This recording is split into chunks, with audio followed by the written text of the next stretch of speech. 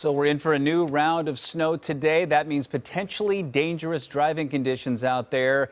So what should we do if the worst happens and we slide, we get into a wreck, we run into a guardrail, we hit another car, whatever? So telling us how to handle weather-related crashes is our expert from Pemco Insurance. Derek Wing is here. Derek, good morning to you.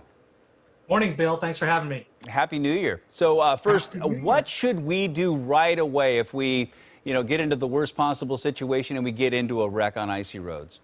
I think when you get into a wreck on an icy road, the rules apply the same way that they would if you were to get into a wreck on a non-icy road. First and foremost, make sure that everybody is safe. If there's anybody that's injured, then you'll really want to go ahead and call for help. Secondly, we recommend staying far away from your car. So, a lot of times, sometimes there are good Samaritans that might want to help or stop by, or rescue crews may stop by.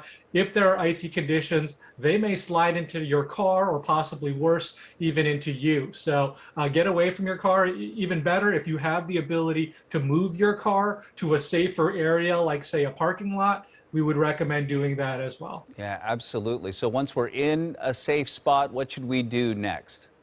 I think that you want to go ahead and, again, call for help if anyone is injured, get out of harm's way, call the police if you need to file a report, exchange insurance information if it is safe to do so with the other person. If there is another person, oftentimes what we're seeing at Pemco is that there are a lot of single car accidents because people can't stop in time. They're running into parked cars, they're running into other things. But if there are two cars that are involved, you'll want to exchange information. And then really important, a lot of people forget to do this, take pictures of the damage of your car and of the other person's car, just so you have it on record. When you're in an accident or in a crash, it's kind of traumatic and it's kind of dramatic. And so sometimes you might forget certain details. So it's important to make sure that you capture some video or photographic evidence. Good tips. Okay, so how do we avoid this in the first place? How do we prepare to get out there and drive in the ice and snow?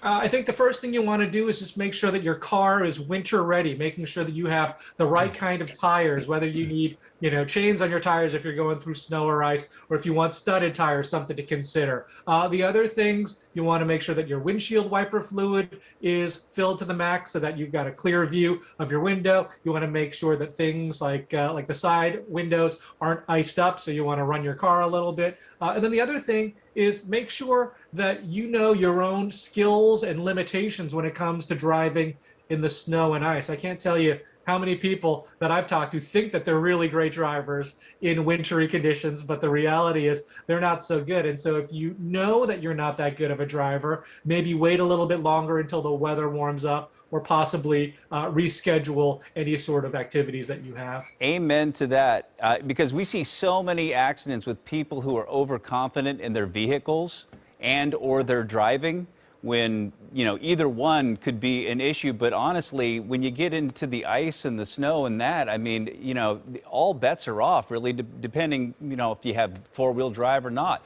So if we get into an accident on the ice and we slide over and maybe nobody's at fault, I mean, how does it work when the conditions are so bad? How does that factor into it? Yeah, that's a perception that a lot of people have, Bill. They think that, oh, well, I was driving in the snow, I was driving in the ice, so it really wasn't my fault. Unfortunately, the bottom line is you do bear the responsibility if you choose to go out and drive in icy conditions and, let's say, slide into a parked car because the ice wouldn't let you stop. So I think that the most important thing to remember is just use common sense. I mean, if it is really bad out there, if you're not a good driver in the ice and snow, then just stay home. Hey, just a question for you. And we talk so much about supply chain issues and staffing shortages and so forth. How are insurance companies dealing with, the big backlog of claims and such, especially with the severe weather we've seen all across the country? Yeah, it's definitely tough because, while we deal with claims, oftentimes we will recommend our customers go to like an auto body shop, and it's taking longer, and sometimes it's costing more money to get these cars fixed. So another great reason to stay at home and prevent an accident, you don't have to go through that supply chain issue and take longer to get your car fixed. Derek Wing, always a pleasure, my friend. Take care. Great to see you. All right, have a good one.